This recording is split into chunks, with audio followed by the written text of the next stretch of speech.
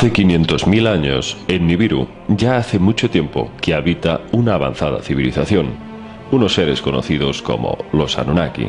Sobre Nibiru, en los textos se dice que durante su órbita elíptica que cruza el sistema solar, transcurre un tiempo alejado del Sol y otro ciclo en que se aproxima y se calienta con intensidad.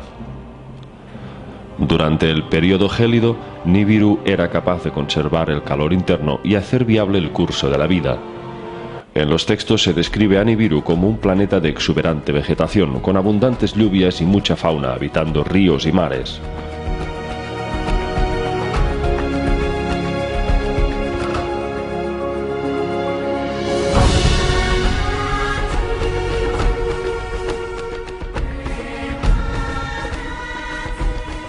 Cuando surgió la vida, los Anunnaki se dividían por clanes y progresivamente en tribus, hasta conformarse dos naciones, la nación del norte y la del sur, ambas enfrentadas en una guerra larga y feroz. El planeta estaba sumergido en una destrucción y desolación constante. Después se declaró una tregua y más tarde se hizo la paz. Que las naciones se unan, se dijeron los emisarios entre sí. Que haya un trono en Nibiru, un rey que reine sobre todos. Que haya un líder del norte o del sur elegido a suertes, un rey supremo ha de ser. El bando del norte salió elegido a suertes como el rey. Entonces, una reina del bando del sur se casó con él. Norte y sur por matrimonio se unieron. Este primer rey que gobernó Nibiru se llamaba An, el celestial, quien decretó nuevas leyes y construyó una hermosa ciudad llamada Ágade, que significa unidad y que simbolizaba la unión entre norte y sur. Del rey An fue descendiendo un largo linaje real. El cuarto en reinar fue Anshargal, quien decretó unas leyes de sucesión que generaron gran escándalo y polémica por ser bastante confusas. Lo que Anshargal y su esposa decretaron fue que cada rey que gobernara tendría derecho a más de una mujer, es decir, concubinas. Luego debería elegir a una como primera esposa. Sin embargo, la sucesión del trono no recaería en el hijo primogénito, ni necesariamente el hijo de la primera esposa. Solamente tenía validez la llamada ley de la simiente. Según esta ley, por encima de esposas o concubinas o hijos primogénitos, lo que prevalecía verdaderamente era el lazo de sangre más estrecho, que por lo general venía dado por la unión entre dos hermanastros. Es decir, el rey se casaba con su hermanastra.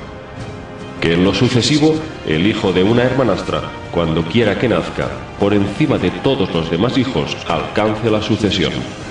Cuando llegó el séptimo reinado, a manos del rey Du-Uru, el planeta Nibiru empezaba a resentirse de unos trastornos que nadie comprendía.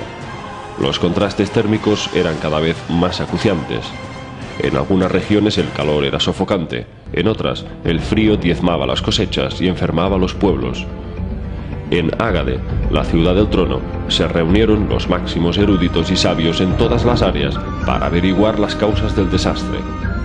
En la atmósfera se ha hecho una brecha. Ese fue su hallazgo. La atmósfera se había creado por las erupciones volcánicas. Su herida había tenido lugar por la disminución de erupciones. Mientras, la fertilidad en el palacio estaba ausente. El rey Du-Uru no concebía hijos y así se interrumpía la sucesión al trono por simiente. Un día, la esposa del rey encontró un bebé en la puerta del palacio y lo adoptaron. Le llamaron Lahma. Cuando creció, el rey le nombró heredero legal, con lo cual generó serias protestas entre los príncipes del consejo. Era la primera vez que se violaba la ley de la simiente, cediendo el trono a alguien ajeno al linaje real. Lahma ascendió al trono como el octavo rey de Nibiru, pero para entonces la civilización se estaba enfrentando a una lenta extinción debido al debilitamiento de su atmósfera. Las lluvias se negaban, los vientos soplaban más fuerte, las plagas en el campo eran mayores que nunca, en las tierras había una maldición, los pechos de las madres se secaron. El aire de Nibiru se había hecho más tenue, el escudo protector había disminuido. Los sabios reunidos aportaban distintas alternativas para sanar la atmósfera. Si estaba tan débilmente dañada, tanto los rayos cósmicos como los del Sol podían pronto aniquilarles a todos. Había que buscar una solución cuanto antes. Los remedios se debatían con avidez. Se consideraron formas de vendar la herida urgentemente. Se intentó un nuevo escudo que envolviera al planeta, pero todo lo que se lanzó hacia arriba cayó de vuelta al suelo. Estaba claro que los gases de los volcanes contenían los elementos que conformaban la atmósfera de Nibiru, pero al haber disminuido no sabían cómo activar más erupciones.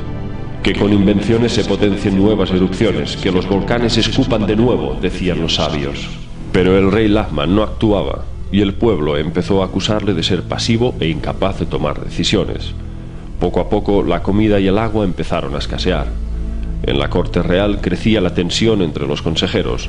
Los príncipes presionaban al rey para que tomara una decisión, pero Lahma ignoraba sus quejas y súplicas y solo se refugiaba en las débiles palabras de su asustada esposa. Supliquemos al gran creador de todo. Suplicar, no actuar, es la única esperanza. Mientras el rey rezaba asustado sin querer afrontar la situación, en el palacio ya se estaba gestando un golpe de estado para destronar al rey. Un príncipe llamado Alalu fue el instigador y el primero en alzar las armas contra el rey. «Que Lahma ya no sea más el rey», gritó. «Que la decisión sustituya a la vacilación».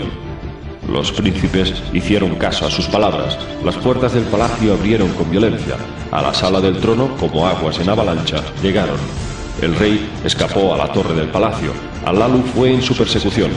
En la torre hubo lucha. Lahma cayó muerto.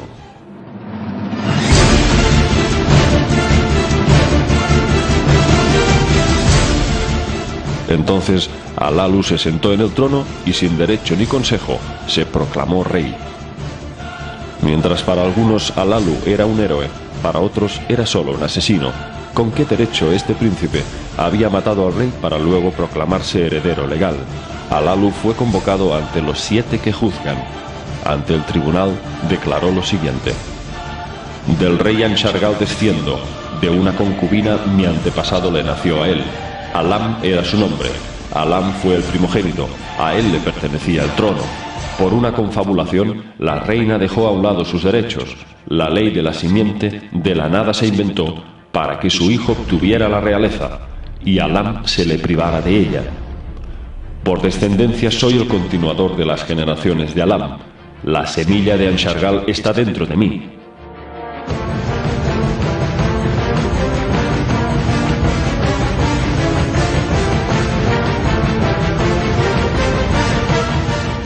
El consejo revisó minuciosamente los anales reales de la Casa de Registros. Comprobaron que, efectivamente, después de Anshargal, la ley de sucesión fue cambiada por la ley de la simiente. De este modo, el hijo del rey Anshargal, llamado Alam, no pudo reinar aún siendo el primogénito, y ascendió al trono el hijo de Kishargal, por ser esta la hermanastra del rey. Después de que Duru no concibiera hijos y cediera el trono al niño adoptado, Lahma, la ley de la simiente quedaba interrumpida. Por ello, Alalu era por ley el descendiente más directo para reinar. Todos estuvieron de acuerdo y le nombraron rey.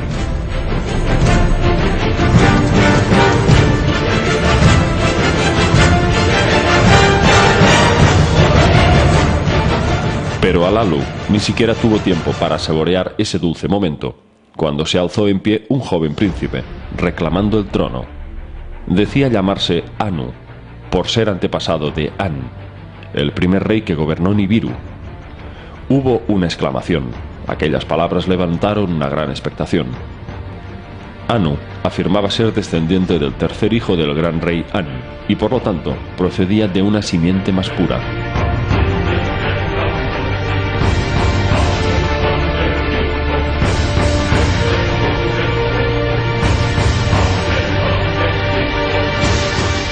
Cuando informaron a Alalu, este se plantó delante de Anu y le abrazó, diciéndole: «Aunque de diferente descendencia, de un único antepasado descendemos ambos. Vivamos en paz, juntos devolveremos la abundancia a Nibiru. Déjame conservar el trono, conserva tú la sucesión.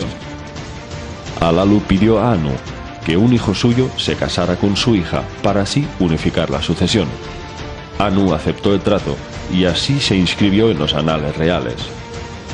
Conservando pues Alalu su reino, se propuso actuar con inmediatez para reparar la atmósfera dañada de Nibiru. Para ese fin, los sabios le aconsejaron que solo un metal podía molerse hasta el polvo más fino para dejarlo suspendido en la estratosfera y crear así una barrera protectora para su atmósfera. Solo el oro reunía las propiedades idóneas para ese fin. El problema es que no había apenas oro en Nibiru. Los científicos habían detectado grandes cantidades en el cinturón de asteroides del sistema solar. Ellos lo llamaban el brazalete repujado.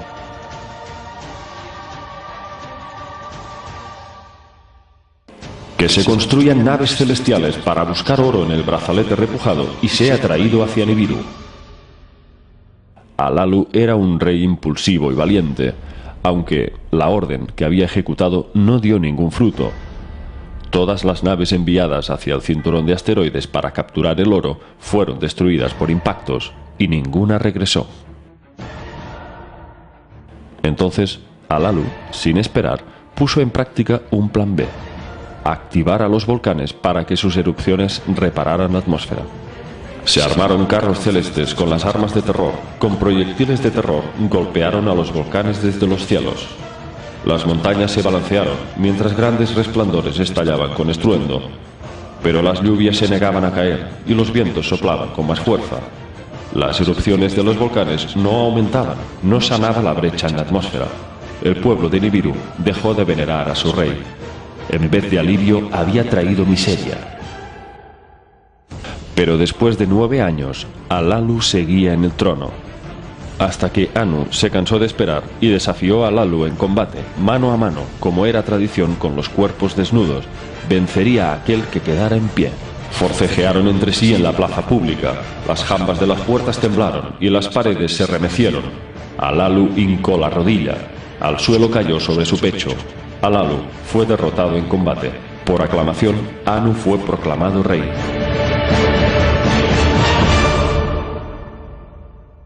Entonces, en medio de la agitación de las masas, Alalu se escabulló sigilosamente, por miedo a terminar muerto como Lahma. Pensó que Anu vendría a por él. Alalu se dirigió hacia el lugar de los carros celestiales y se subió en uno, cerró la puertezuela y ocupó el asiento del comandante. En los textos se dice que Alalu encendió un dispositivo llamado Lo que muestra el camino, y una gran cámara se llenó con un aura azulada, lo que hoy en día podría interpretarse como una especie de pantalla con sistema de rutas, algo parecido a un GPS o un mapa estelar. Levantó las piedras de fuego. El zumbido de estas, como la música, era cautivador. Avivó el gran quebrantador del carro. Arrojaba un resplandor rojizo. Sin percatarse nadie de ello, Alalu escapó de Nibiru en la nave celestial. Hacia la nívea tierra puso rumbo Alalu.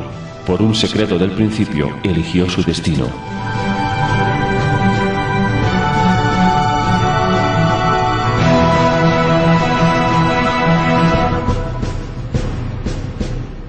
Alalu se disponía a escapar de Nibiru por miedo a represalias y presa del disgusto por haber sido destronado. Pero embarcaba rumbo al planeta Tierra porque solo ahí tendría una última oportunidad para recuperar el trono. Si encontraba oro en la Tierra en grandes cantidades, salvaría el destino de Nibiru, se convertiría en un héroe para la eternidad y volvería a reinar. Pero ¿cómo sabía Alalu que en la Tierra había oro? La respuesta se hallaba en el cinturón de asteroides. Varias sondas habían revelado la presencia de grandes cantidades de oro entre esas rocas que habían pertenecido al antiguo planeta Tiamat, el astro acuoso que Nibiru había partido en 2 mitades, y ahora la Tierra era todo lo que había quedado de él. La gran aventura estaba a punto de empezar.